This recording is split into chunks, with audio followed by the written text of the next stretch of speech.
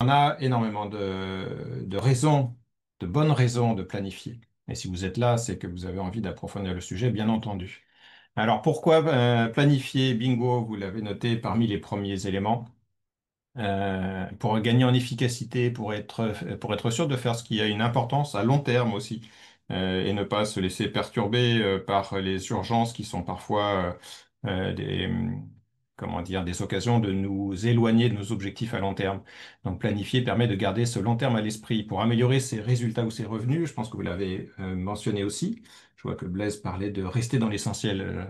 Je crois que c'est en phase avec cette notion de long terme pour renforcer la cohésion de l'équipe. Alors ça, vous l'avez pas, je l'ai pas vu mentionner quelque part, mais c'est un élément aussi qui est intéressant, parce que la planification, ça doit être aussi une démarche d'équipe, une démarche collective qui suppose de la communication. Et donc ça contribue aussi à renforcer la cohésion de l'équipe.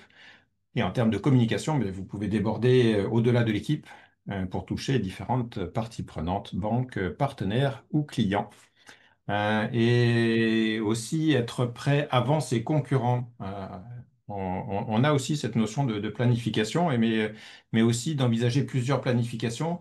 Par exemple, comment on doit s'organiser et comment on doit opérer en cas de crise. Voilà, la crise n'est peut-être pas encore là, mais donc on va avoir un plan A et puis on a aussi un plan B.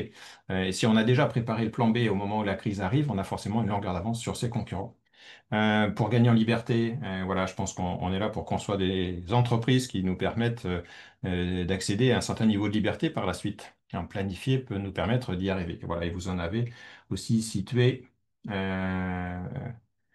euh, cité un certain nombre d'autres éléments, mais je pense que là, on a pas mal. Alors, échouer à planifier revient à planifier son échec. Et oui, c'est une célèbre citation de Xavier Vandenbulk, ici présent. Merci Xavier.